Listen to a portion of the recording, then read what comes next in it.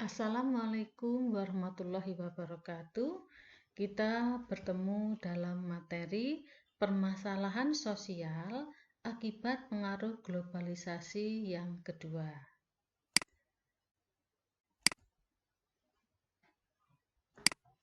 Berbagai permasalahan sosial akibat pengaruh globalisasi itu ada dua. Yang pertama, permasalahan sosial akibat pengaruh globalisasi di tingkat global. Kemudian yang kedua, permasalahan sosial akibat pengaruh globalisasi di tingkat lokal. Akan kita bahas satu persatu. Yang pertama yaitu mengenai permasalahan sosial akibat pengaruh globalisasi di tingkat global.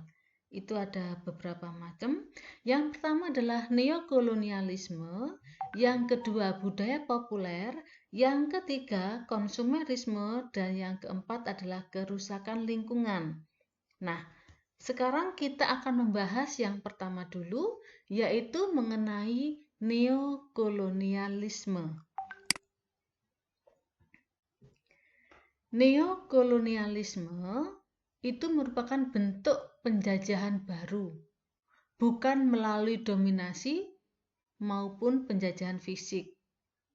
Yang kedua, negara berkembang berada di bawah pengaruh negara maju.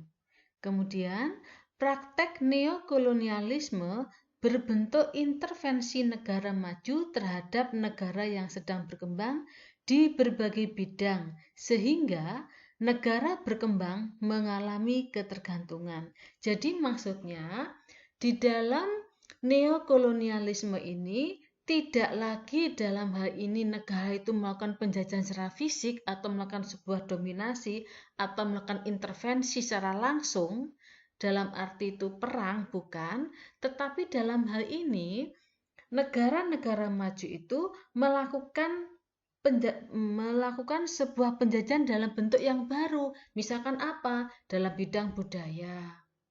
Sehingga budaya kita itu tidak lagi mencerminkan budaya bangsa Indonesia, tapi lebih mencerminkan pada budaya bangsa Barat atau budaya Korea. Misalkan seperti itu. Kemudian negara berkembang berada di bawah pengaruh negara maju. Negara berkembang, misalkan seperti ini, maka negara maju itu melakukan pengendalian terhadap negara yang sedang berkembang.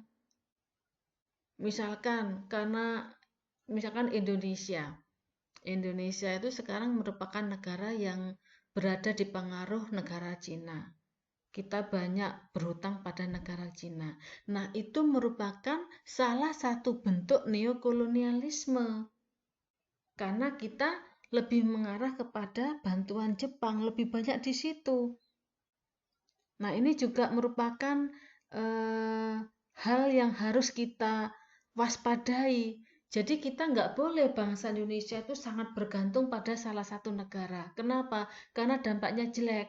Bisa-bisa kita berada di bawah penjajahan dia. Nah, apakah negara Cina saja? Tidak.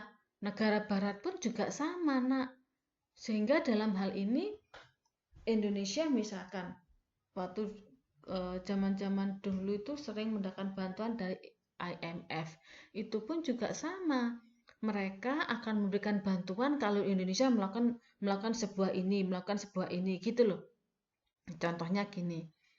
Pada zaman dulu IMF tidak akan memberikan bantuan kalau Indonesia masih tetap menguasai atau dengan kata lain misalkan Indonesia itu masih tim-tim itu masih merupakan bagian dari Indonesia. Nah, seperti itu. Itu berarti kan mereka mengendalikan kita. Contohnya yang lain, Menteri Ekonominya harus si A, tidak boleh si B. Nah, itu merupakan pengendalian negara asing terhadap Indonesia. Itulah yang namanya neokolonialisme. Ini contoh saja ya, bukan ini katakanlah sebuah contoh saja. Ada yang merupakan realita, memang ada yang sebuah contoh saja. Bisa ya, saya lanjutkan ya. Kemudian selanjutnya, yaitu budaya populer. Budaya populer dalam hal ini bisa kamu ketahui bahwa ini Budaya populer adalah budaya yang secara sengaja dihasilkan oleh media massa yang kemudian media massa menyampaikan segala sesuatu terkait dengan kemunculan budaya itu untuk disesuaikan dengan kondisi dan situasi sehingga kemudian dapat dikonsumsi oleh masyarakat. Budaya populer atau sering dikenal dengan makna budaya pop merupakan sekumpulan pemikiran, sudut pandang, tindakan, penilaian, maupun fenomena lainnya yang dijumpai dalam kehidupan, utamanya terdapat dalam sebuah budaya yang berkembang di masyarakat. Nah ini sekarang ini kita kan sering ya, misalkan budaya Korea, drakor, itu merupakan budaya populer. Kemudian lagi musik-musik jazz, banyak macam pokoknya, sehingga kadang-kadang kita itu lupa dengan budayanya sendiri. Kita lebih cepat mengenal budaya orang luar, kita lebih cepat mengenal adat istiadat dari budaya orang luar, maksudnya bukan budaya lain, orang luar, bukan budaya dari bangsa Indonesia sendiri. Kemudian contoh yang lainnya seperti ini. Ini ciri-cirinya, nanti kamu bisa melihatnya. Nah ini adanya tren publik. Jadi publik tuh akhirnya menjadi sangat terkesima dengan budaya Korea. Sehingga di mana-mana, ayo kita lihat drakor, ayo kita drakor dan lain sebagainya. Itu merupakan budaya populer. Adanya keseragaman bentuk, mudah diingat dan dipahami, mudah diadaptasi dan diterima oleh masyarakat, bersifat momentum, momentum, hal yang penting, bersifat penting. Atau momentum itu ada suatu peristiwa yang mendasari, nah itu momentum. Mengandung unsur profit, maksudnya apa? Budaya populer ini mengandung unsur profit. Profit artinya apa? Menghasilkan keuntungan dalam bentuk materi. Jadi biasanya ini dalam industri itu, industri mungkin di sini perfilman, ya, industri yang berkaitan dengan dunia maya itu sangat menghasilkan uang dari adanya budaya populer ini. Sehingga sekarang silakan kamu lihat televisi di mana-mana itu menceritakan tentang atau isinya tentang keluarga dari para artis. Para artis itu mempunyai channel sendiri-sendiri. Nah, itu budaya populer juga. Kenapa mereka bentuk itu? Nah, ini loh. Menghasilkan keuntungan. Jadi di mana itu menghasilkan keuntungan, ya sudah. Itu mereka ambil, dijadikan sebagai sebuah tayangan di salah satu televisi itu. Nah, dasar mereka bukan karena mereka suka pada orang itu, tidak. Dasar dari televisi itu menayangkan, kenapa? Karena menghasilkan keuntungan yang besar dalam hal materi. Gitu. Lanjut ya. Sekarang pada konsumerisme. Kalau konsumerisme ini lebih pada gaya seseorang mengeluarkan uang, membelanjakan sesuatu tanpa memperdulikan dia butuh atau tidak. Hanya apa? Mengikuti tren saja, hanya menuruti keinginan saja, hanya untuk apa? Gengsi. Tren sekarang misalkan kalau liburan ke luar negeri, ke Singapura, ke Thailand, daerah yang mereka kunjungi itu luar. Kenapa? Mengikuti tren saja. Ke Jogja belum nyampe, tapi bisa sampai ke Singapura, ke Thailand, ke Korea, bahkan seperti itu. Mengikuti keinginan. Contohnya apa adalah ini, keinginan. Saya kok ingin ya HP yang baru, walaupun HP-nya masih ada, bagus, kita beli lagi. Kenapa? Karena kita ingin. Nah, itu adalah bentuk konsumerisme. Menuruti gengsi. Oh, gengsi saya nggak mau. Kalau rekreasi, kalau hanya berwisata di daerah Jember saja, saya sukanya di luar negeri. Nah, itu adalah gengsi, nak. Jadi contoh-contoh yang ada di televisi para artis-artis itu jangan kamu jadikan contoh kehidupan kita. bisa dikatakan mereka itu apa? Konsumerisme, mempunyai sikap konsumerisme. Kalau kita punya uang lebih baik untuk apa, Nak? Kita tabung. Apalagi kita sedekahkan pada orang lain. Kita sedekahkan pada orang yang membutuhkan. Kenapa? Karena mereka lebih penting. Kenapa lagi? Karena itu adalah salah satu cara kita menggunakan hidup kita bermanfaat untuk orang lain. Jangan kita ikuti konsumerisme ini. Ya, lanjut. Kerusakan lingkungan. Nah, kerusakan lingkungan ini bisa juga diakibatkan kenapa? Karena ulah dari manusia sendiri. Sebagian besar kerusakan lingkungan adalah disebabkan oleh manusia sendiri. Jadi, kita tidak usah menyalahkan orang lain, menyalahkan gubernurnya, menyalahkan menterinya, tidak. Salah semuanya. Dalam hal ini salah semuanya.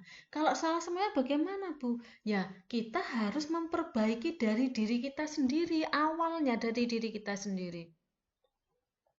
Membuang sampah jangan sembarangan. Kemudian apalagi kita jangan serakah. Kalau diri pribadi kita tidak serakah, saya yakin pemerintah tidak akan serakah. Kenapa? Karena berawal dari pribadi. Pribadinya pemerintah, pribadinya diri kita bagus, tidak serakah, maka apa? Kerusakan lingkungan akibat pertambangan tidak akan terjadi. Pembakaran hutan seperti ini tidak akan terjadi karena kita tidak serakah. Jadi jangan salahkan orang lain, tapi salahkan diri kita sendiri. Itu yang pertama.